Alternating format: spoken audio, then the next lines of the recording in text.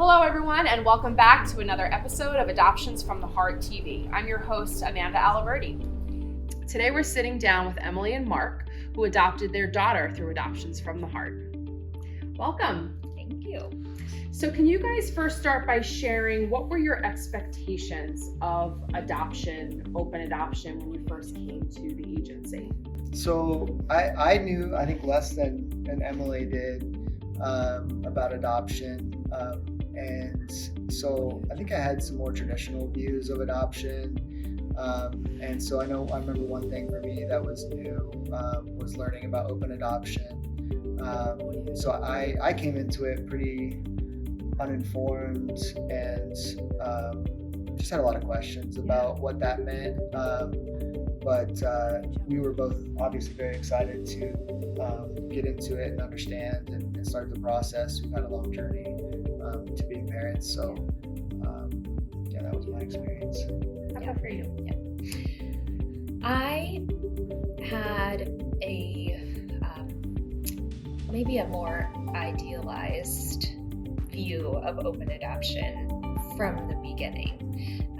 And I think I had some very high hopes and expectations for lots of openness, which I think the agency presented the process of it really fairly, and helped me be more tempered in my expectations and my hopes for what it would or could look like.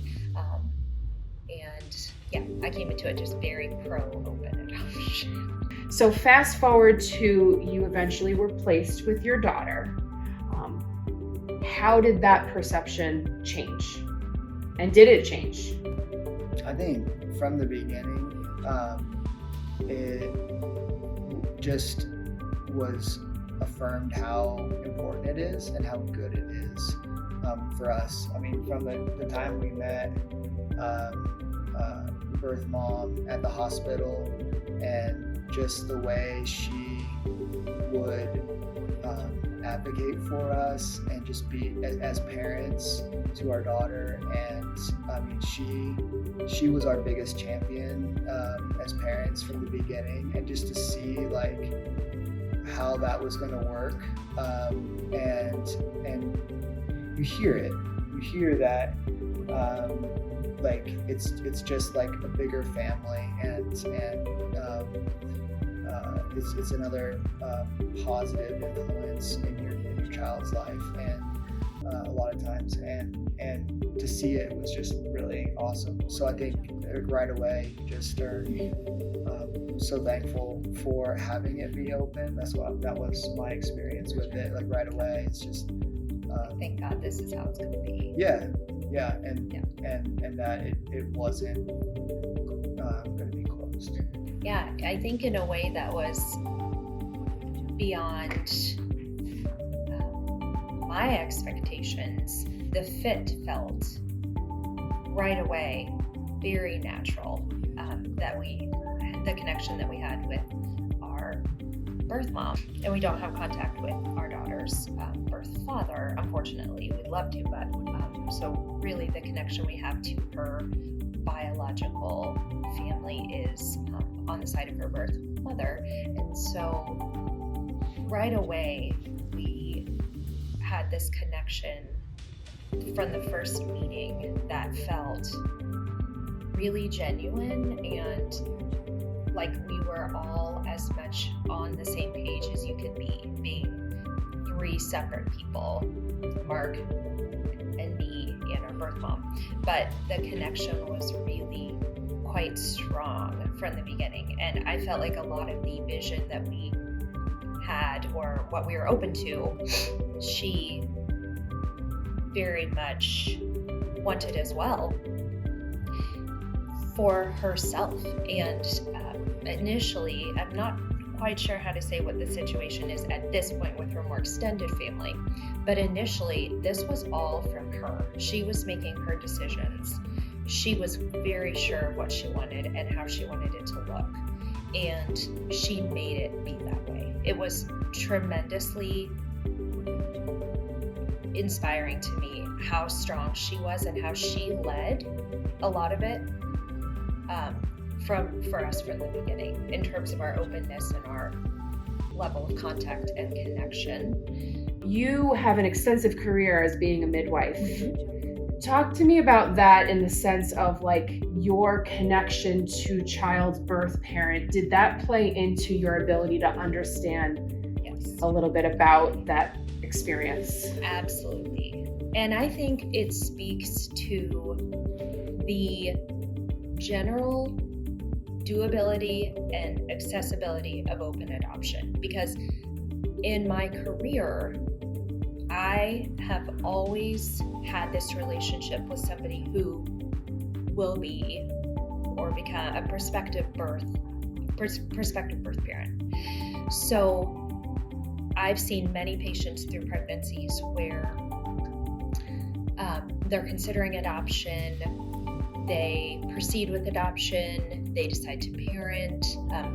I've had many involvements in these situations as the patient's advocate and the patient's provider. So that's the role I was so used to, is just having this relationship with, I guess, the birth parent.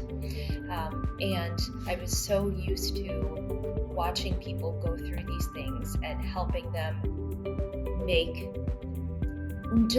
realize what they already knew about themselves.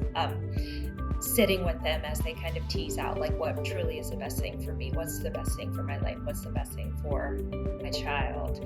And spending so much time with them as they, even in the hospital, because I do deliveries and see patients postpartum, and that is where a lot of the rubber hits the road, where people are really, it's like in your face and you're facing this immense decision. And I have seen birth parents make agonizing choices, and some of those choices are to parent and to disappoint lots of people, to make the right choice for themselves and their child, and to not disappoint themselves when they know what is right. And so just seeing that and feeling that over and over again, I came into it with a sense of like, I want to parent and I want to open up my life to include adoption and do it in a way that feels the most deeply ethical, the most birth parent centered as it can be, the least about me, because I can figure out my own feelings and my own stuff and I can be an adult and handle it, but mostly centering the people who are the most potentially traumatized by this. Specifically, I think that may help folks who are worried about a disappointment or a disruption happening, right? Of like, how am I gonna feel as a prospective adoptive parent if you hand me this child and then take that child away? And the fact that you were able to just describe, like, it's not about you, it's about the advocating for the birth parent and what the birth parent wants, even if that means letting you down on the biggest dream of your life of becoming a parent. And we didn't and we have had that. a So our disappointment. I forget the terminology. Disappointment. But Yes. but we were placed right away. Very early on in her pregnancy And- with a really early on. woman So we who's had about 25 weeks pregnant. Yeah, so we had a few months of knowing, and we had met A few twice, times. I think at least twice, and then we went down at birth and met the baby and everything, and then after meeting the baby and the birth mom, she decided to parent later, like during our visit. So that was an experience that we had, and absolutely it was difficult for us, but I think we both have come into this knowing that of like everybody involved, from the child to the birth family, even though like many adoptive parents come to it from a place that's a difficult place. Not everybody, but I think it's a common thing. We still come at it from an area or a place of of privilege and in a place where you have a lot. I mean, just by definition of being able to be in this position to bring another child into your house, be able to financially afford adoption, like just those like basic facts just means that you are often in a decent place compared place of privilege and power. If you're looking at who everyone is involved, and so to come into it with that perspective, I think helps you just understand and have compassion for everyone involved, and to try to have that perspective of what's best for everybody, and what the best outcome might be. It is so and it gives you hard. comfort. It gives you comfort, I think, when those tough things happen. Comfort in the pain.